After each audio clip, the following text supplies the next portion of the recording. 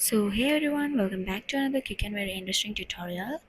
So in this quick tutorial, I'm going to show you how to turn on always show full URLs on Brave. So for that, we just need to open Brave. After opening it, here on the top right corner, you can see here three lines. Click on there. Then here as the second last option, you can see here settings. Click on there. And then here on the left, you can see here menu options, and here as second option, you can see here appearance. Click on there. And then here as second section you can see here toolbar. In that section, scrolling down, as the last option you can see here always show full URLs, and here you can see that it had been turned off.